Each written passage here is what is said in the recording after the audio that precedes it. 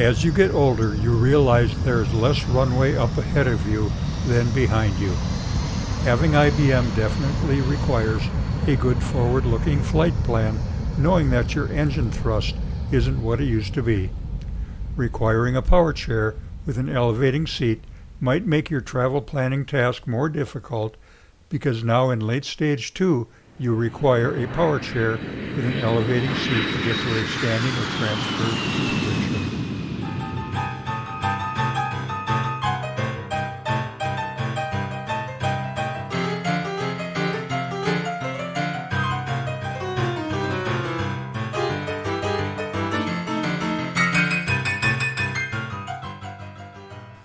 Welcome to another IB Myositis episode, the channel solely dedicated to Inclusion Body Myositis from a patient point of view.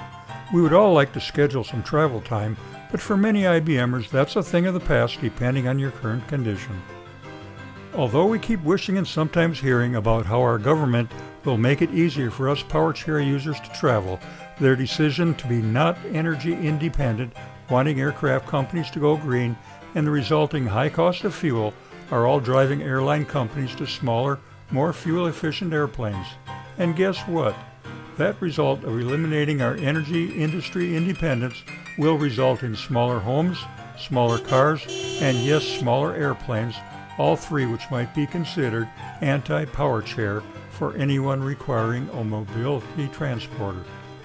The physical size and weight of a full-size power chair with an elevating seat will eliminate the chance of it going on regional-sized aircraft used at most airports.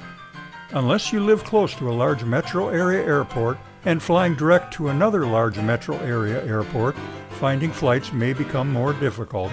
I live in an area with a newly built airport serving the population of 535,000, and the number of flights using small regional aircraft is increasing.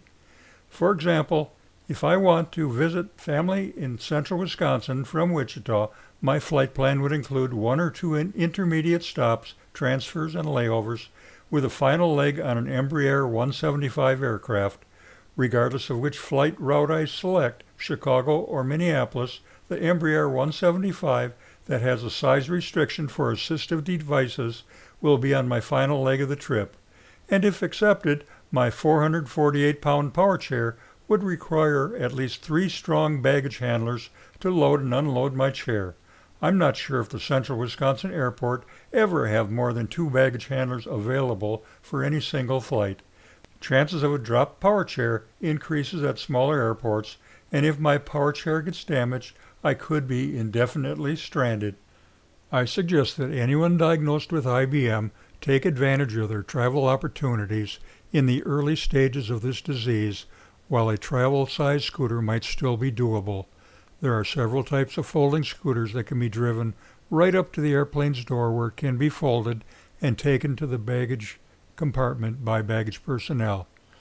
If you have to travel alone without anyone to help you get up off the scooter seat, you better plan to purchase one with as high a seat as possible.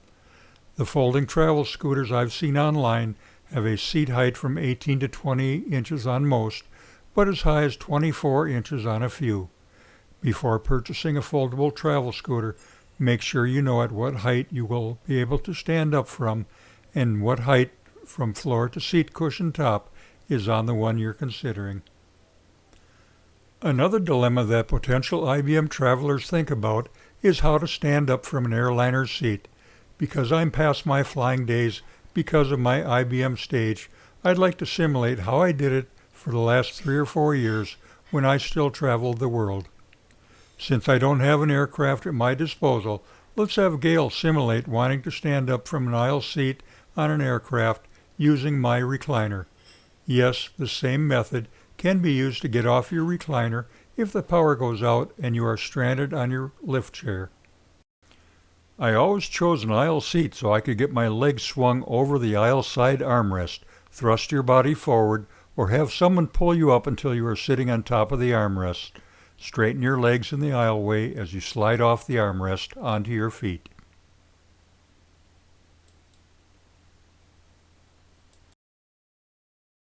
The next challenge might be walking down the steps from the aircraft to the tarmac if the airport doesn't have a jetway from plane to terminal. I've taken a spill onto the tarmac, so don't forget to use caution. Coming down the steps sideways or backwards might be the safest bet for anyone diagnosed with inclusion body myositis. In summary, don't put off your travel for too long. Travel when your IBM still allows. Work with an airline's customer service agent to figure out the best route and method for traveling with your disability. Be specific about your abilities and what equipment or devices you might be taking along on your trip. Make your travel arrangements far enough in advance so that the airlines can prepare and react properly to your situation. Find yourself a document holder to hang around your neck to carry your travel documents, identification, and contact information. And finally, don't be afraid to ask for assistance at the airport or when on board the aircraft. Have a safe trip, my IBM friends.